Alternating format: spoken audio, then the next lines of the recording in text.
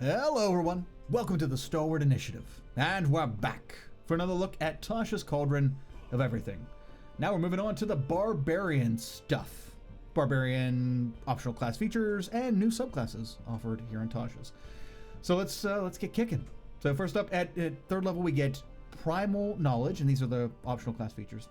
We get Primal Knowledge. So when you reach third level, and again at 10th level, you gain proficiency in one skill of your choice from the list of skills available to Barbarians at first level. And for the most part, Barbarians don't gain additional skill proficiencies in their subclasses. So this is good to bake this into the class for the optional class features. Very much approved, because they only get the two skill proficiencies that they choose when they get the class, and that's usually it. So let's show them some love. Very cool. Next up we have Instinctive Pounce at 7th level. As a part of the bonus action you take to enter your rage, you can move up to half your speed. Oh, I paced that weird. So yeah, I don't know why, I really enjoy this. I really like this. It just seems to come out of nowhere, right? It's at 7th level. When you rage, you can move half your speed. It seems like such a small thing, but the turn you use to rage, you're already burning your bonus action, and you're going into a rage. I think it's very cool that you get that half speed, so you can use that to either pounce, either jump in a direction or at someone, or just use it to help you get out of danger. It's just nice to have, and I welcome it. Very cool. At 7th level, so it's not like you're getting it right off the bat anyway. So that's it. That's it for the Barbarians. That's your optional class features. Not a whole lot, but that's okay. They were both welcomed, and they're free. Like, you don't have to pick either or as with some classes.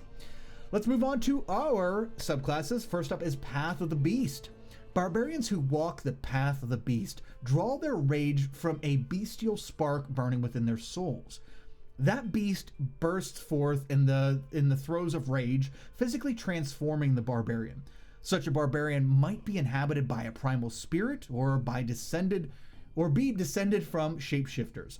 You can choose the origin of your feral might or determine it by rolling on the origin of the beast table. And yeah, it's a very cool picture of a human that is transformed by this, what they would look like. There's your origin of the beast table. Give you a few things, so it's basically like lycanthropy, fey origins, stuff like that. And let's move down here. So your first feature is Form of the Beast at 3rd level. When you enter your rage, you can transform, revealing the bestial power within you.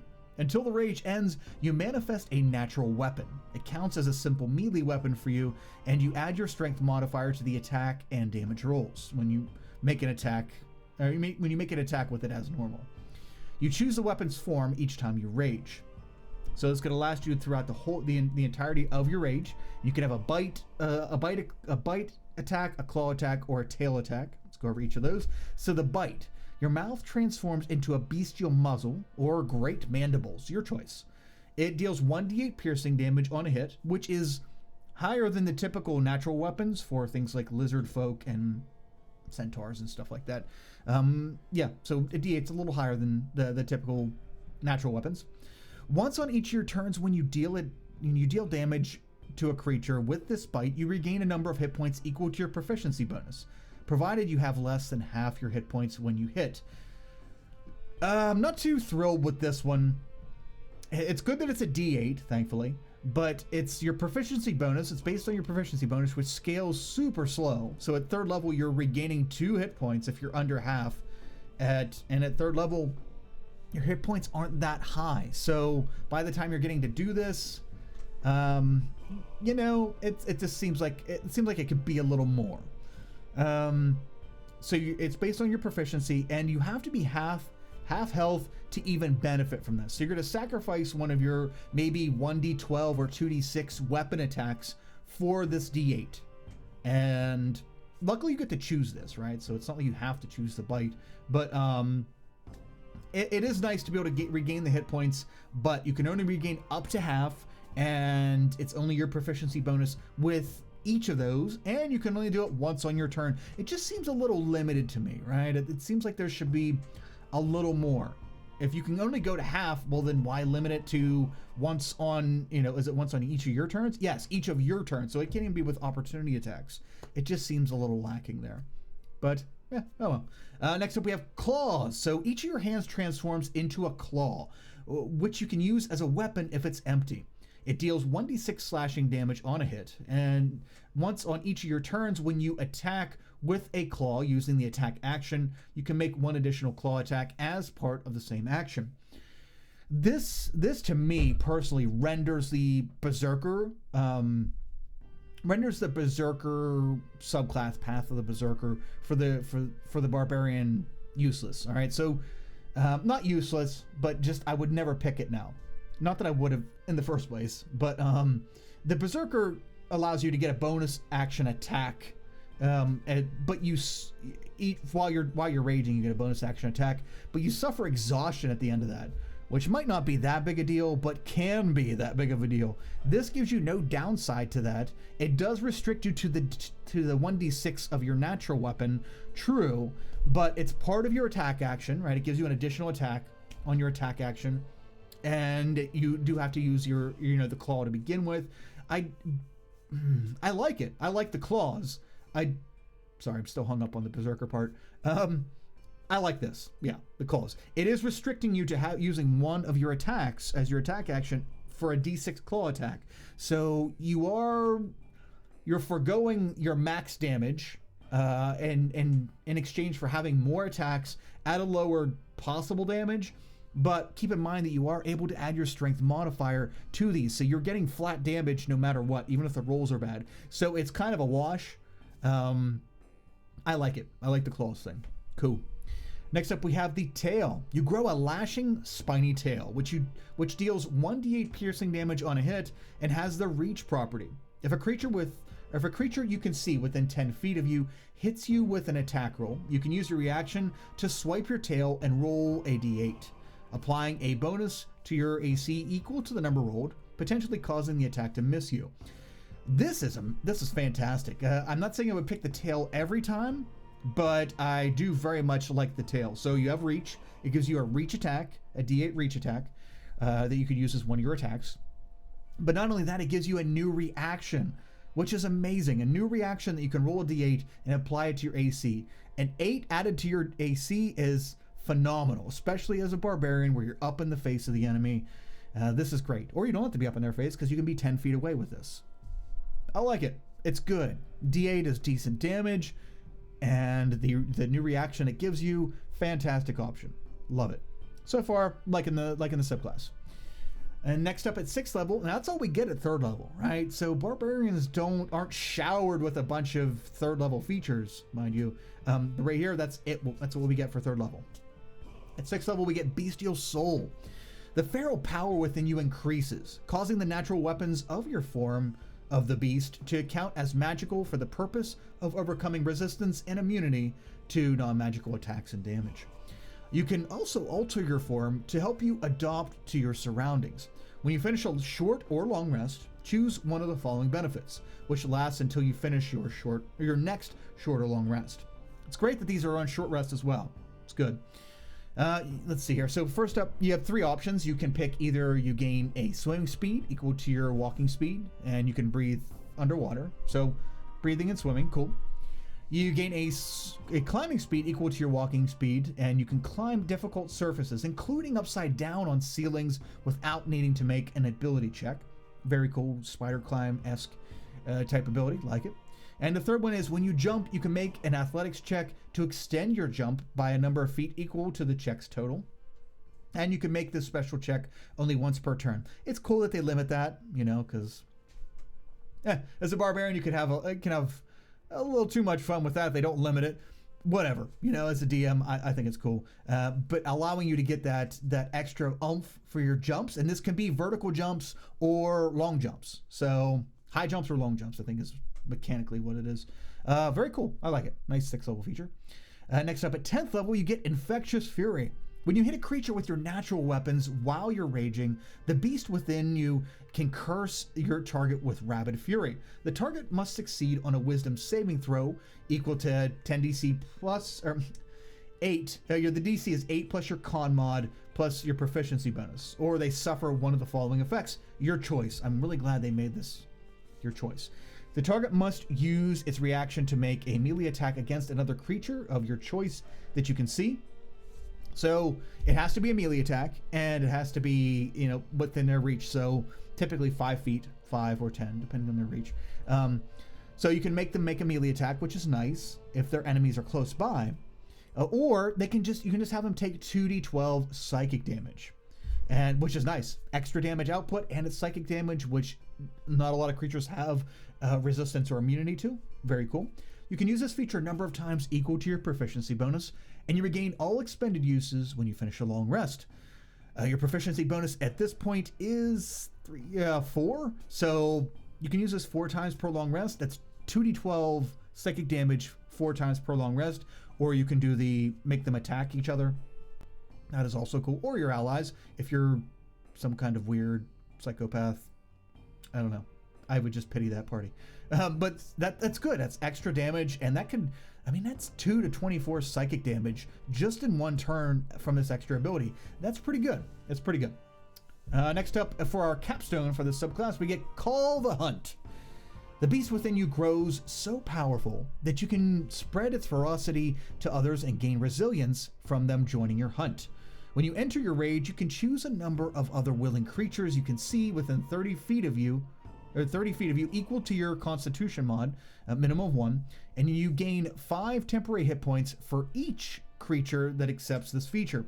Until the rage ends, the chosen creatures can each use the following benefit once on each of their turns. When the creature hits a target with an attack roll and deals damage to it, the creature can roll a d6 and gain a bonus to the damage equal to the number rolled. And you can use this feature a number of times equal to your proficiency bonus, and you regain all expended uses when you finish a long rest. Okay. So this has to be while you're raging, right? So this subclass is really focused on just within your rage. This is cool. So it not only gives you 10 hit points, but allows allows your other party members to roll a d6. And it's not every time they deal damage, and I think it's on their turn. Let me see here. When the creature hits a target with an attack roll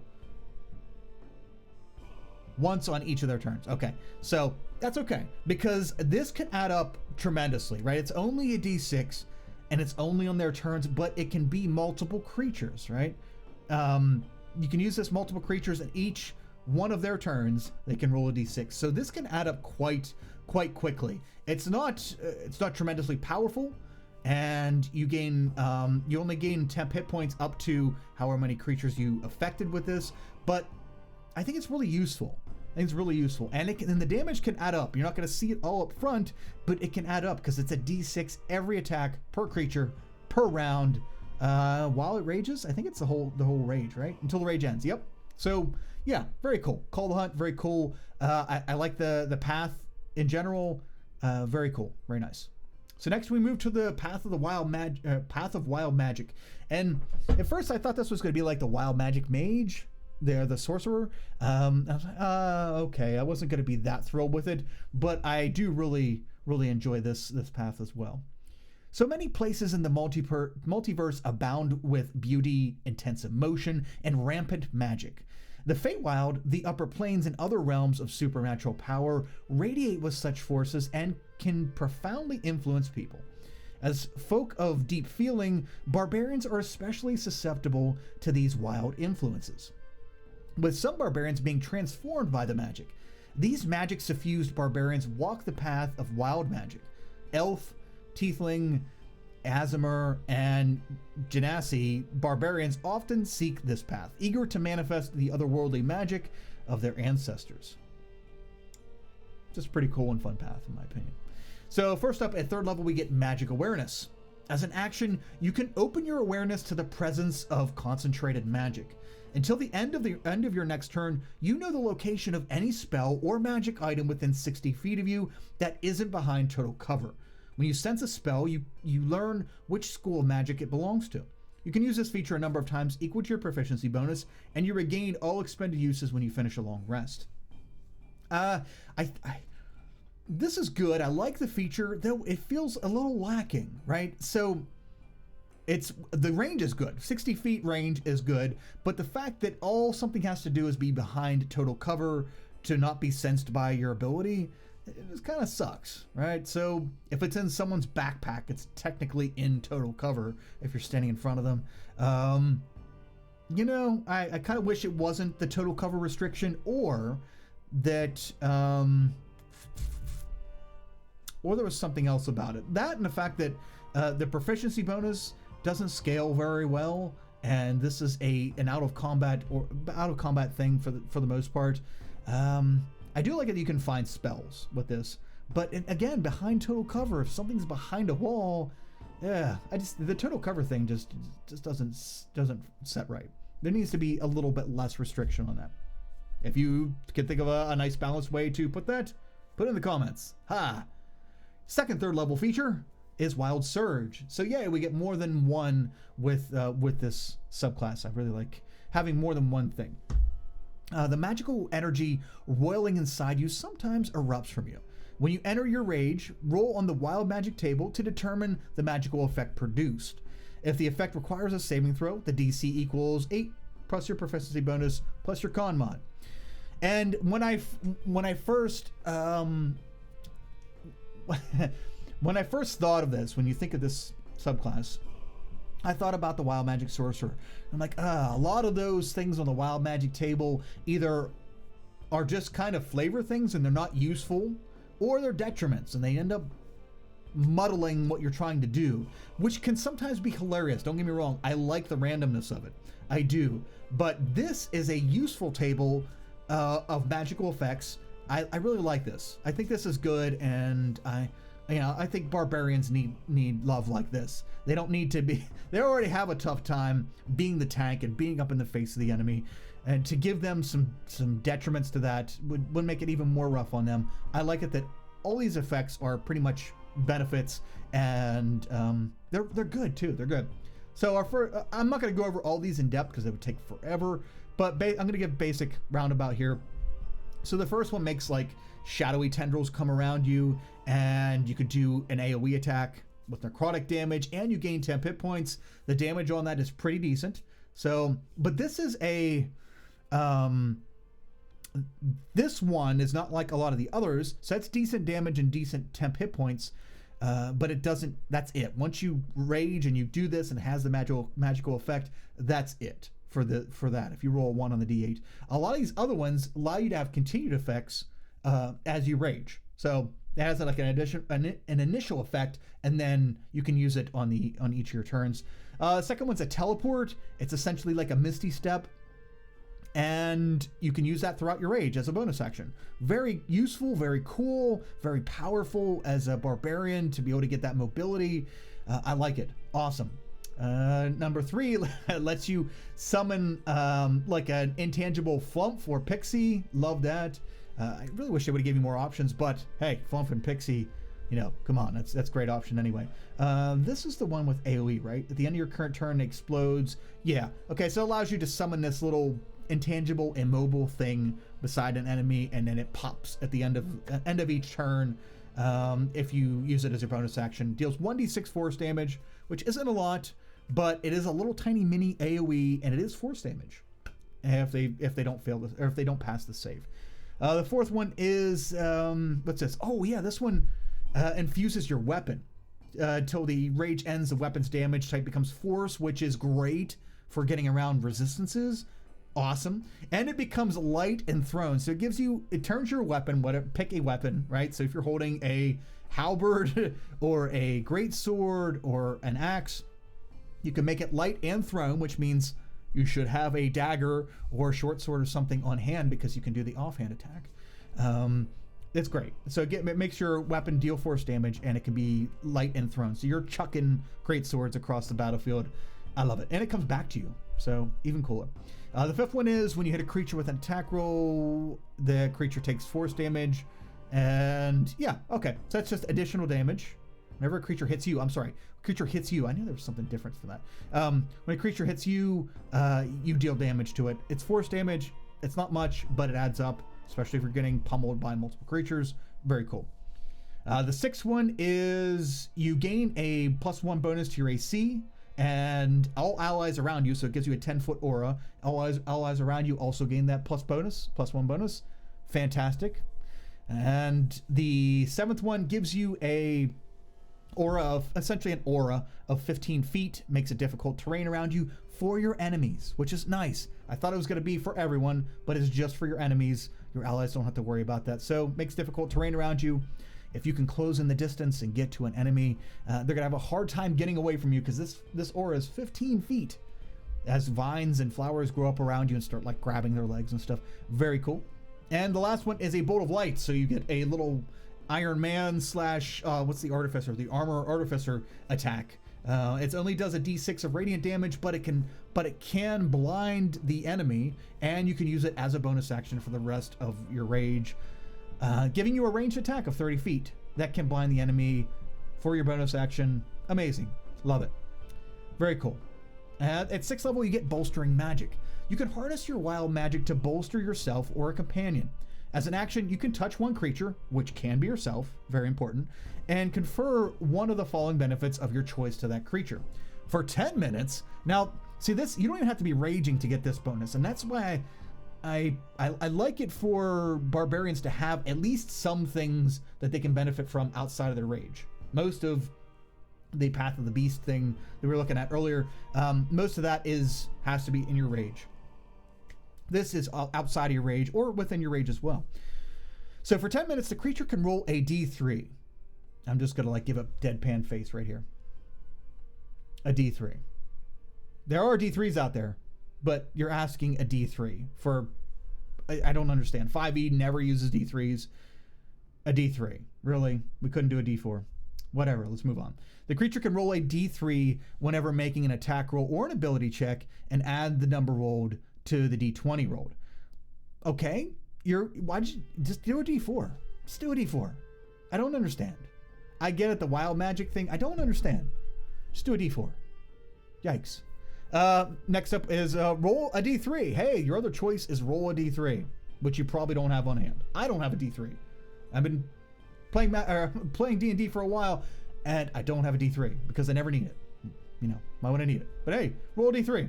That creature regains one expended spell slot, the level of which equals the number rolled or lower, that creature's choice. And once the creature receives a benefit, they can't receive it again until after a long rest. Moving on from the D3 thing, you can just say D4 and you roll less, right? It has to be less than the 4. I understand. You don't want to give them a 4th level spell slot. I get that. Max of 3. Whatever. I like it though. This is very cool. Giving someone else spell slots is awesome. That is great, especially as a barbarian.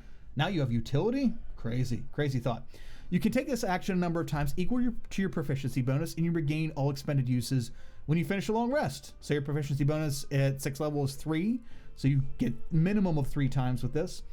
Sorry to dwell on that so much, but a D3, come on, man, a D3? Interesting. At 10th level, you get unstable backlash. When you are in peril during your rage, the magic within you can lash out. Immediately after you take damage or fail on a saving throw while raging, you can use a reaction to roll on the wild magic table and immediately produce the effect rolled. This effect replaces your current wild magic effect. This is great. This makes your tanking, it gives you incentive to get up in the face of the enemy and come on, hit me so I can do more cool things. Granted, it does replace what you've rolled. So if you're enjoying the effect of your Misty Step every turn and you get hit, yeah. Let me see here. Hold on. Immediately after you take damage or fail save while raging, you can use your reaction. Okay, good. So this doesn't mean that you're forced to. So you can stick with whatever wild magic thing that you're already rocking, or you can use your reaction, if you have it, to roll on the wild magic table again and get the new effect. This is great. Yeah. Very well done right here. Very well done. Giving you the can do it and using your reaction. So that means that you might not want to always make those opportunity attacks because you can use this, pretty frequently, like every round if you're taking damage. Very cool. And at 14th level, you get Controlled Surge. Whenever you roll on the wild magic table, you can roll the dice twice and choose which of the 2 effects you unleash. 2 unleash, whatever. If you roll the same number on both dice, you can ignore the number and choose any effect on the table. I like this. I really like this. This is great. So you're getting advantage on your wild magic table, so you can pick and choose which ones you want, or essentially pick and choose. Sorry. If you roll a double, you can pick and choose. I like this. I really wish it would have buffed. It would give a buff to that when you do that. But you know, that's okay. It gives you some versatility, allows you to have more control over your wild magic stuff. So I get it. Like that subclass, really do. Don't play a Barbarian very often, but man, wild magic Barbarian, very cool. Let me know what you think. Yeah, that's our Barbarian stuff, and I like it. I like the additions. Very cool. Thank you very much for joining me. We'll finish up with our subclass stuff with the Artificer here real soon. And yeah, until next time, unity is strength. So take care of each other. Stay safe. And we'll see you again real soon.